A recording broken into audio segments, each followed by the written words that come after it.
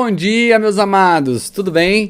Hoje nós estamos aí em mais um dia de leitura do livro de Deuteronômio e hoje nós começamos lendo o capítulo 16 e vamos ler o 17 e 18. Na verdade, vamos comentá-lo, espero que você tenha lido esses 3 capítulos e que o Senhor já tenha te abençoado nessa leitura. Caso você não leu, eu quero te encorajar, mesmo depois de ter ouvido essa exposição, que você procure ler esses 3 textos, porque eu tenho certeza que você pode ainda encontrar mais riquezas ainda, caso você se debruce sobre o texto. Vamos lá. O capítulo 16 começa falando sobre a celebração da Páscoa. Fala em qual mês ele deveria ser celebrado. E o mês aqui é o mês de Abib. O mês de Abib está ali entre março e abril. E era o mês que o Senhor libertou o povo lá do Egito. E o texto, eu quero ler ali a porção a partir do verso 3 em diante. Na versão parafraseada da mensagem diz assim, sobre as ordens dadas para esse dia. Não comam pão fermentado com o sacrifício. Durante 7 dias, comam pão não fermentado, o pão da aflição. Ou seja, aquele pão bem fininho, pão que não tinha aquela massa, pão praticamente uma folha. Por isso é chamado ali de um pão da aflição, um pão que não tem o tamanho que eles costumavam comer. Mas ele vai dizer o porquê, ele vai dizer assim, porque vocês saíram do Egito com pressa. Esse pão ajudará vocês a manter na memória, por toda a vida, a condição de vocês quando saíram do Egito. Não deverá haver nem vestígio de fermento em lugar algum por 7 dias. E não deixem o resto de carne que vocês sacrificaram à noite para a manhã seguinte. Não sacrifiquem a Páscoa em nenhuma cidade das cidades concedidas a vocês pelo Eterno, o seu Deus, a não ser naquela que ele tiver designado para adoração. Só ali poderá ser oferecido o sacrifício da Páscoa, ao anoitecer e depois do pôr do sol, marcando a hora da sua partida do Egito. Cozinhem o cabrito e comam no lugar designado pelo Eterno. Ao raiar do dia, cada um deverá voltar para a sua tenda. Queridos, eu acho muito lindo essa palavra que ele dá sobre o pão. Ele vai dizer que o pão deveria servir para manter na memória, para ajudar a manter na memória qual era a condição quando eles saíram do Egito. Todos os meses, ou em algumas igrejas, nem todos os meses, ou às vezes até mais do que uma vez no mês, nós celebramos a ceia do Senhor. E a ceia do Senhor tem esse papel de manter em nossa memória. Jesus diz, em memória de mim. Ou seja, durante toda a ceia, o principal sentimento que deve haver no coração de um cristão, na nova aliança, é justamente a memória. E qual a memória? A memória do que o Senhor fez por nós. Eles lembravam que na noite que o anjo da morte passou sobre o Egito, o sangue de um cordeiro estava ali nos umbrais e o anjo da morte não pôde tocar em casa alguma que estava marcada com sangue. E eles se lembraram, porque a palavra Páscoa significa passagem, que todos os anos, por toda a história do povo hebreu, do povo israelita, eles celebravam esse dia da Páscoa se lembrando, um dia um anjo da morte passou e nós não éramos diferentes do povo egípcio, porque nós éramos maus, mas o Senhor nos deu condições de sobreviver, porque o sangue de um cordeiro estava sobre os umbrais de nossas portas e nós estávamos ali celebrando o Senhor enquanto Ele estava nos livrando. Então essa é a mesma mensagem da ceia, né? Quando nós vamos ali tomar a ceia, não é motivo de tristeza, é motivo de celebração. E nós começamos a celebrar que nós não somos diferentes das pessoas, de ninguém. Somos pecadores e passamos por tantas lutas, mas que o sangue de um cordeiro foi passado sobre nossas vidas e isso nos garantiu a vida. E esse é o motivo de alegria, eles deveriam manter essa mesma alegria. Depois ele fala sobre mais 2 festas. A segunda festa que ele vai falar depois da Páscoa é a festa das semanas. Ela é conhecida assim, mas ela também é conhecida com um nome muito ouvido nos nossos dias. Ela também era conhecida como Festa do Pentecostes. Ficou muito conhecida nos nossos dias, né? Justamente por sabermos da história de que o Espírito Santo desceu sobre os cristãos que estavam ali aguardando justamente no dia dessa festa. Ele vai falar também sobre a festa das cabanas. E ele vai falar que essa festa deveria ser celebrada durante 7 dias, depois de ajuntarem a colheita da eira e da prensa de uvas. Ele vai dizer assim, alegrem-se nessa festa, vocês e seus filhos e seus escravos, os levitas, os estrangeiros, os órfãos, as viúvas que moram com vocês. Celebrem esta festa para o Eterno, seu Deus, durante 7 dias, no lugar designado por ele, porque o Eterno abençoou a colheita e o trabalho de vocês. Portanto, façam uma grande festa e celebrem de verdade. Eu queria poder falar com vocês um pouquinho sobre duas porções aí sobre essas festas, né? Antes de nós passarmos para as festas da cabana, eu anotei aqui no capítulo 10, no verso 10 do capítulo 16, um verso dizendo assim, ó: e celebrarás a festa das semanas, ainda falando sobre a festa de Pentecostes, tá? Que na verdade é a festa das semanas aqui, relatada assim como festa das semanas. Ele vai dizer assim: celebrarás a festa das semanas ao Senhor, o teu Deus, com ofertas voluntárias na tua mão, segundo o Senhor, teu Deus, te houver abençoado. Aqui mostra um padrão bíblico de oferta. A oferta, ela sempre segue um padrão da proporcionalidade. É sempre proporcional ao que Deus te deu. É por isso que Jesus, ele enfatiza a grandeza da oferta da viúva lá na frente, porque ela deu do que ela tinha, ela deu tudo que tinha. A moeda era tudo que ela, da pobreza dela, ela deu tudo que tinha. Por isso a oferta dela chamou mais atenção que a oferta das pessoas que eram ricas e deram valores maiores, mas que proporcionalmente era muito inferior à oferta da viúva. Aqui ele está dizendo que a oferta tinha que ser conforme o Senhor mandou. Sobre a festa das cabanas, eu quero ler aqui num comentário bíblico que diz assim: a celebração do outono para comemorar a colheita de azeitonas, uvas e outros frutos do verão não eram incomuns no Oriente Médio.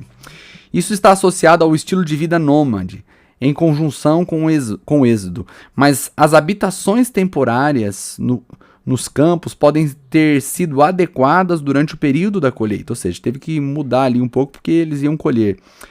E ele diz sobre a alegria ser completa no verso 15. O tom da alegria tem faltado em muitas das celebrações do povo de Deus da nova aliança. É interessante que ele vai falar sobre esta alegria, né, que o Senhor cobrava como regra do povo da primeira aliança e que hoje nas nossas festas falta um pouco. Nós não nos alegramos tanto assim. No verso 18 e 19 ele vai falar sobre juízes e oficiais, sobre qual deveria ser o comportamento deles a respeito da nação. Vou ler aqui verso 18, 19 e 20, que diz, ainda estamos no 16. Designem juízes e oficiais organizados por tribos em todas as cidades que o Eterno seu Deus der a vocês. Eles deverão julgar o povo de forma justa e honesta. Não deturpem a lei, não tenham favoritos, não aceitem suborno. Suborno cega até mesmo o homem mais sábio e corrói as melhores intenções das pessoas. O direito, desejem apenas o que é direito. É a única maneira de viver de verdade e possuir a terra que o Eterno, seu Deus, está dando a vocês. Depois ele vai falando sobre algumas outras regras. Eu quero enfatizar algo aqui muito interessante. Ele começa a falar aqui do verso 17 sobre pecados que as pessoas cometem e precisam ser investigados e dependendo do resultado da condenação, essa pessoa deve ser executada. Aí ele vem no verso 6 e 7 fazendo uma observação. Ele diz: mas será preciso o depoimento de 2 ou 3 testemunhas para que uma pessoa seja executada. Ninguém pode ser executado pelo testemunho de uma única pessoa. As testemunhas deverão jogar a primeira pedra na execução, depois o resto da comunidade participará. Vocês precisam eliminar o mal da sua comunidade. Ontem nós lemos, quando ele está dizendo que se até sua esposa, o seu filho mais chegado, o seu amigo mais chegado, tentar levar você para distante do Senhor, você deve ser o primeiro a atacar a pedra. É mais ou menos isso que ele está falando. Mas o que me chama a atenção, baseado nesse texto, fazendo aí um contraste com o texto de ontem, é que o texto de ontem não fala essa questão de uma pessoa só falar não vale, tem que ter mais do que uma testemunha. E isso enfatiza o propósito do texto anterior, que era justamente ser radical contra o pecado. Que aí lembra muito o texto de Jesus que nós falamos ontem, que se seu braço te fizer pecar, tem que arrancar o braço.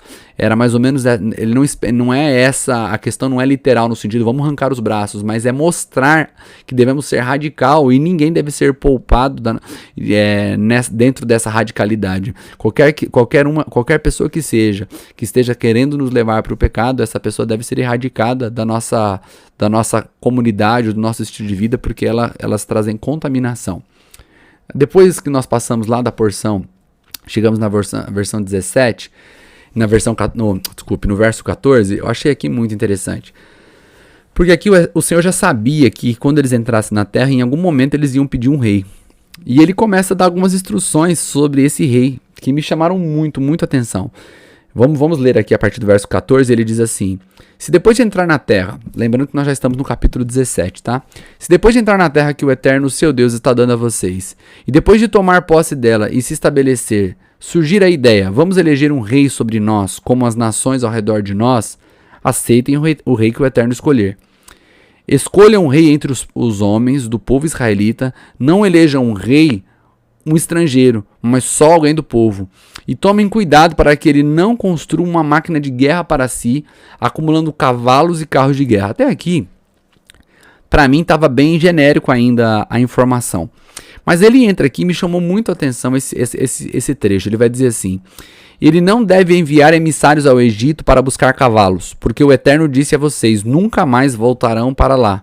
Cuidem também que ele não monte um harém, colecionando mulheres que o desviarão do caminho estreito. Cuidem ainda para que ele não acumule muita prata e ouro. Queridos, não tem como não lembrar do rei Salomão aqui lendo essa frase, porque lá em Crônicas, 2 Crônicas 1, o verso 16, ele diz assim: os cavalos de Salomão eram importados do Egito e da Cilícia, onde os fornecedores do rei compravam. Aqui, lá em Crônicas, lá ele está falando, tá fazendo um relato, né? Não um juízo de valores sobre as atitudes de Salomão. Ela só está dizendo o que ele fazia. Mas ele não só comprava cavalos do Egito, como também montou para ele um harém.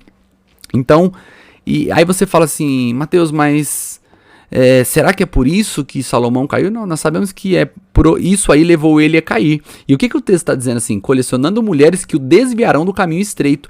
E se você ler o relato da queda de Salomão, é justamente essa, porque muitas mulheres fizeram ele se desviar do caminho estreito.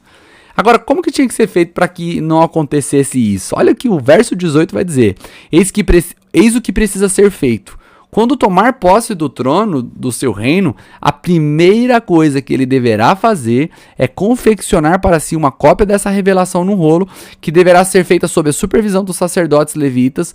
O rolo deverá permanecer ao lado dele o tempo todo e ele deverá estudá-lo todos os dias para que aprenda a temer o Senhor e viver em obediência reverente a essas leis e regulamentos. Ele não deverá cair na armadilha do orgulho e da arrogância, alterando os mandamentos ao seu bel prazer para adaptá-los aos seus propósitos ou elaborando uma versão própria. Se ler o livro e aprender seu conteúdo, ele terá um reinado longo como rei de Israel e seus filhos também. Queridos, olha como a Bíblia é maravilhosa. Nós estamos falando aqui de muito tempo, mas muito tempo antes de Salomão. Antes de Samuel ficar triste porque o povo pediu um rei, né? Samuel ficou tão triste porque o povo pediu um rei. E aí Deus foi lá e deu Saul para eles, depois Davi, depois Salomão. Já estava aqui escrito bem antes que isso iria acontecer. Inclusive, quais seriam as quedas desses reis. Capítulo 18, ele começa falando sobre os levitas. Ele dizendo que eles não teriam herança na terra. Olha, vamos ler como é um capítulo pequeno, eu quero ler algumas partes grandes dele. Capítulo 18, verso 1 em diante, na versão parafraseada da mensagem, diz assim: os sacerdotes levitas, que são toda a tribo de Levi, não receberão herança de terra, como o restante de Israel. A parte deles será as ofertas sacrificadas no fogo ao Eterno. Eles viverão disso. A herança de terra é para os outros irmãos, não para eles. O Eterno é a sua herança. O que os sacerdotes receberão do povo como parte de qualquer oferta de novilho ou ovelha será isto: a espada, a queixada, o estômago. Vocês também deverão dar a eles as primícias, ou seja, os primeiros frutos do cereal, os primeiros frutos da vinha, que era o vinho, o azeite, a primeira lã de suas ovelhas, porque o Eterno, o seu Deus, escolheu unicamente a eles e a seus filhos entre todas as tribos, para que prestem um serviço contínuo no nome do Eterno, o seu Deus. Se um levita mudar de cidade em Israel, ele tem o direito de se mudar para onde quiser, e vier ao lugar designado pelo Eterno para adoração, ele poderá servir ali, em nome do Eterno, com todos os seus irmãos levitas, que estiverem presentes e em serviço na presença do Eterno. Ele receberá uma porção de alimento igual a todos os outros levitas, mesmo que tenha dinheiro de venda de uma posse de seus pais. A partir do verso 9, ele vai dizer o seguinte: quando entrarem na terra que o Eterno, seu Deus, está dando a vocês, não adotem um modo de vida abominável das nações que vivem ali. Mais um alerta: não ousem sacrificar seu filho, não pratiquem adivinhações, nem magia, não façam presságios, nem pratiquem feitiçaria, não façam encantamentos, nem consultem espíritos ou mortos. Muito claro isso aqui para você também: não consultem espíritos ou mortos. para entrar em contato com os mortos. Os que fazem essas coisas são uma abominação ao Eterno. É exatamente por essas práticas abomináveis que o Eterno está expulsando essas nações. Nós já falamos isso lá no início. Nós lemos que o Senhor não era por conta da bondade do povo hebreu que o Senhor estava dando a terra, mas sim pelas práticas repugnantes dos povos que viviam lá. Por isso que aquela terra estava trocando de posse, porque alguém havia falhado. Assim como nós vamos ver ao longo da história, essa terra de novo voltará para a mão de outras pessoas por conta dos pecados do povo de Israel. O verso 15 e 16 diz assim: o Eterno levantará, olha que coisa linda, Moisés falando. O Eterno levantará um profeta para Israel que sairá do meio de vocês, do convívio dos seus irmãos, um profeta como eu. Ele aqui estava profetizando a respeito de Jesus. Ele está dizendo assim: dei todo o crédito a ele. Foi isso que vocês pediram ao Eterno, seu Deus no Horebe, no dia em que estavam reunidos na montanha, quando disseram: já não conseguimos ouvir mais o Eterno, não suportamos ver mais o fogo, vamos morrer. E o Eterno me disse: eles estão certos, disseram a verdade. Vou levantar para eles um profeta dos próprios irmãos deles. Eu direi o que ele deve falar e ele passará ao povo tudo o que eu disser. E a pessoa que não der ouvidos às minhas palavras transmitidas por ele vai acertar contas comigo. Mas qualquer farsante que se apresentar como profeta, que alegar dizer em meu nome algo que eu não autorizei, ou falar em nome dos outros deuses, esse profeta terá que morrer. E ele termina dizendo que a forma de identificar um verdadeiro profeta é testando se o que ele falou realmente acontece, ou avaliando se a mensagem que ele trouxe de fato é verdadeira e aquilo pode ser comprovado. Nós vamos lembrar de ontem também que ele diz que mesmo que esse profeta correto, por ter sido considerado correto, por ter falado algo que de fato aconteceu, mesmo ele terá que passar pelo escrutínio de nunca falar ou emitir uma opinião que afaste as pessoas de Deus.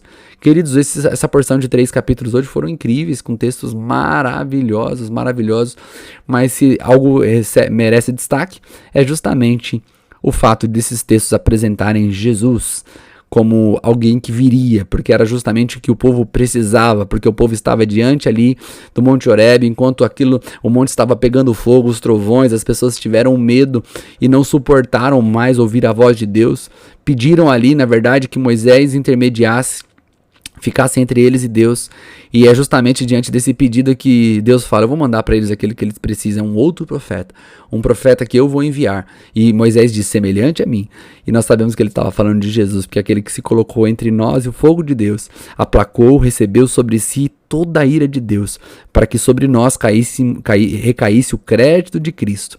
Cristo não só te perdoou, ele não só apagou suas dívidas, ele também te justificou. Isso é transferência de crédito. Ou seja, ele está entre nós e Deus não só para receber de Deus a ira no nosso lugar, mas ele também está entre nós e Deus para oferecer a nós o seu crédito, a sua justiça, para que quando entrarmos na sala do trono, nós possamos entrar confiadamente, na certeza de que encontraremos misericórdia em tempo oportuno.